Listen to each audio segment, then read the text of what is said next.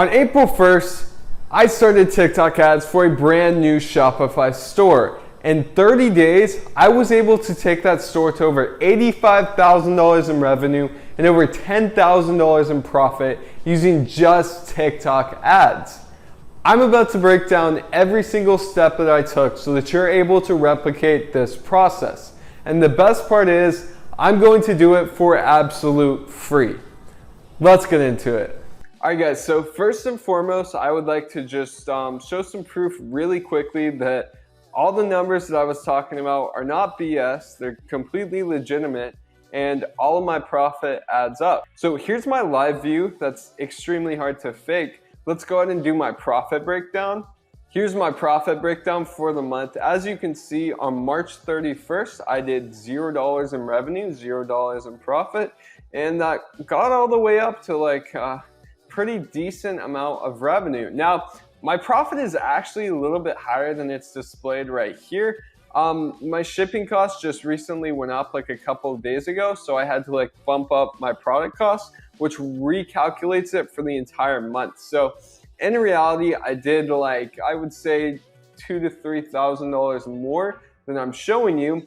But yeah, so anyway, basically, my marketing costs for TikTok are not counted. This doesn't integrate with TikTok. Basically, this is just my Facebook retargeting costs and stuff like that. So I had a $38,000 net profit after my product costs. And I'll just go ahead and refresh my screen for you guys.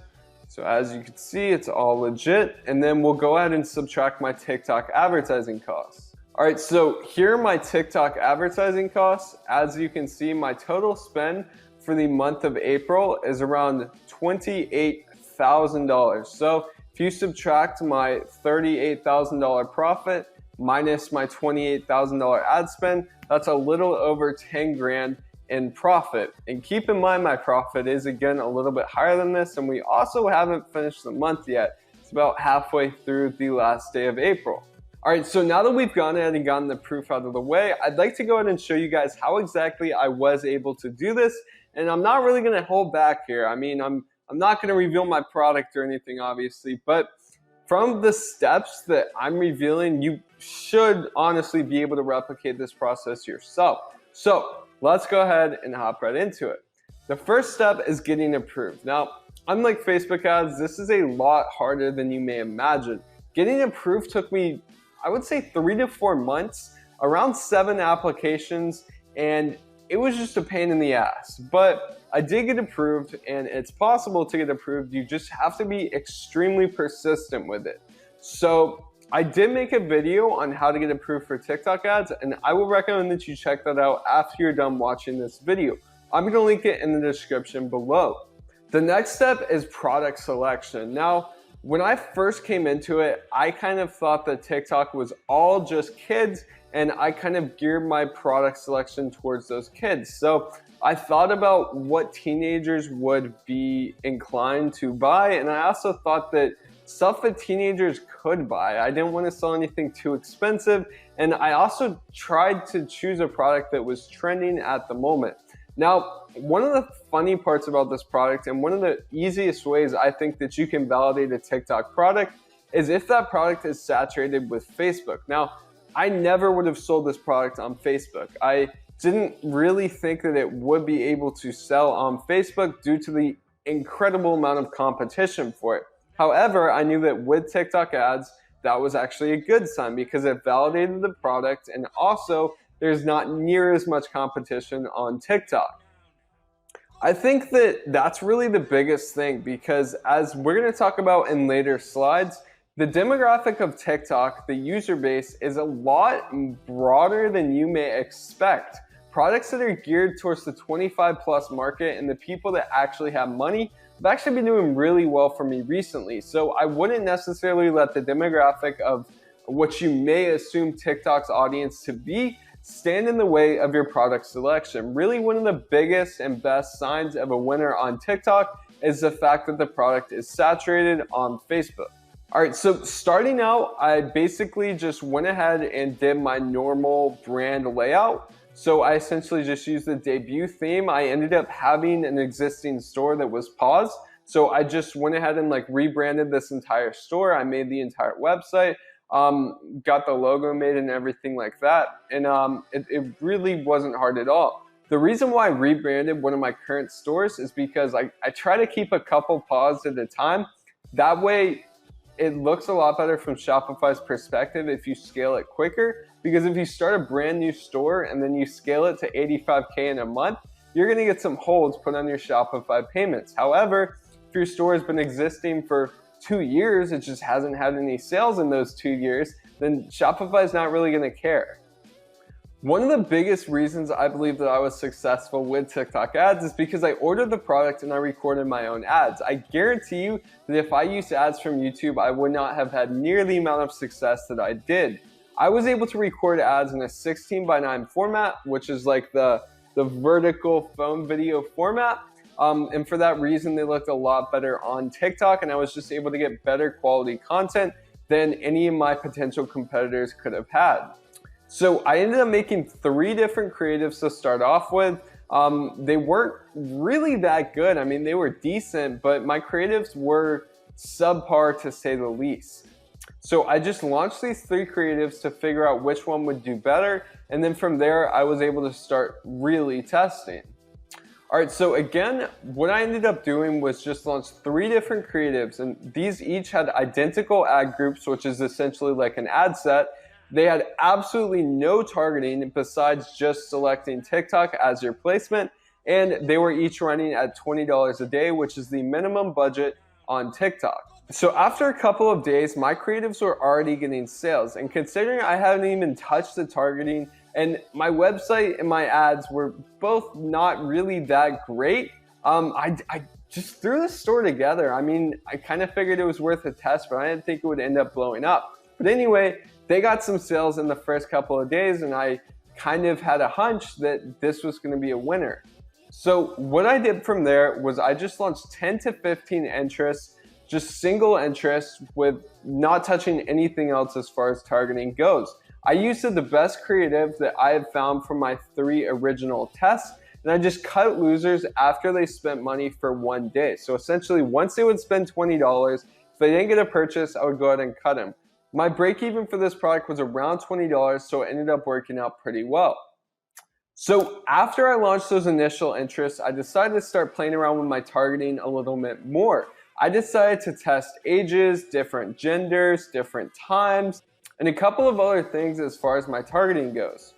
One of the coolest things that I learned while I was doing this was that TikTok does actually have a place that you can break down your results. Now, with Facebook, it's super easy. You just click breakdown and then you select all of your metrics like age, gender, country, and stuff like that, just so that you can see exactly who's buying your stuff and where you're wasting your budget. Now, I was pretty disappointed that TikTok did not have that, but I ended up finding out that if you click reporting, you can essentially build your own custom spreadsheets. And these are going to show you the important metrics and who exactly is buying your product so that you're able to like kind of narrow in your targeting and just overall decrease your CPA.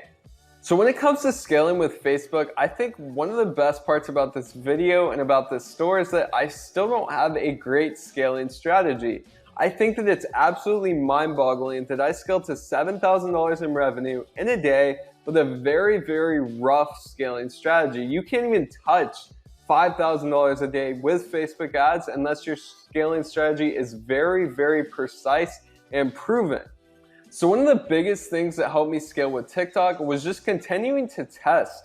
I found the right people that were buying my products, and I also found good creatives that performed a lot better than the initial ones that I launched. I continued testing, and I'm still testing to this day, different targeting, different ads, different interests, and stuff like that. One of the most effective things that I found while scaling is to combine 2 to 3 of your best creatives in one ad set and then make multiple ad sets for variations of your best interests. For example, if you have 5 interests that work, in one ad set, I would have interest 1 and interest 2.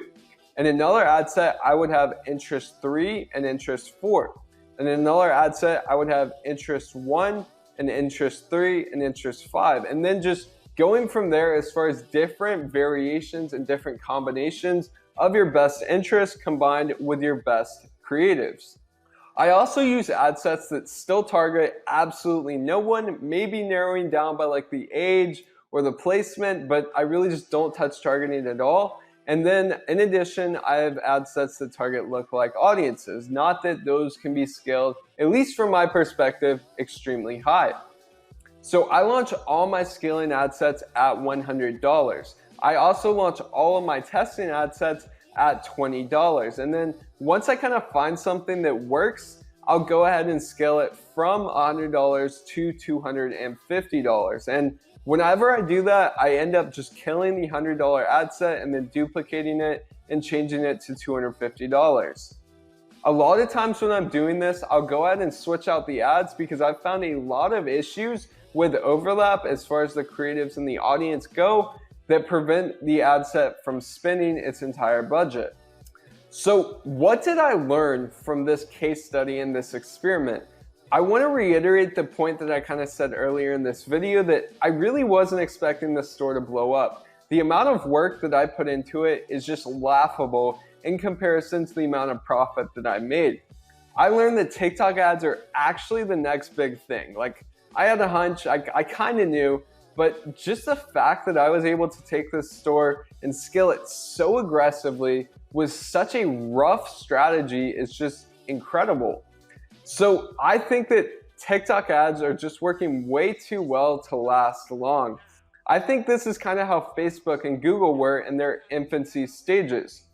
Everyone that's advertising here is making a killing, but eventually, once the platform gets overloaded with advertisers, everyone is going to be fighting for a smaller piece of the pie.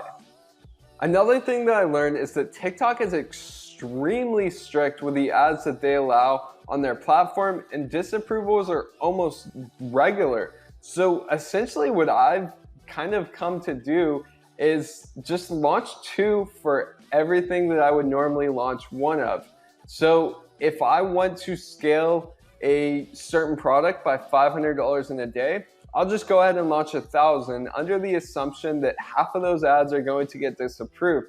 It's definitely super, super annoying, but as long as you prepare for it and as long as you know what you're getting into, then ad disapprovals aren't necessarily a huge deal. Another thing that I kind of mentioned earlier is that getting ad sets to spend their full budget can become an extremely large problem, especially when you're scaling. Now, I still haven't found a great strategy to prevent this, but just to give you an idea of how big of a problem this can be, I believe I checked the other day and I had like over 70 ad sets running. And then when I broke it down, there were only like maybe 25 that had spent in the past couple of days. So it's definitely a huge, huge issue. And I think that once I'm kind of able to figure this out, if I'm able to figure this out, it's going to allow me to scale way higher than I have been able to so far. So another thing that I learned that really surprised me is that the TikTok audience is not what you would expect. It's not just 10-year-olds that don't have debit cards and can't spend a single dime. There's a lot of adults on the platform and there's a lot of people with deep pockets. Not on this store, but on other stores, I sold products for $40 and $50 and they're absolutely killing it.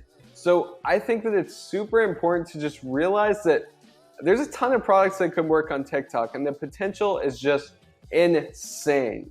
Alright guys, thank you so much for watching this video. I truly hope that you took a ton of value out of it, and I hope that I was able to really just help show you what's possible and the true power that TikTok ads hold.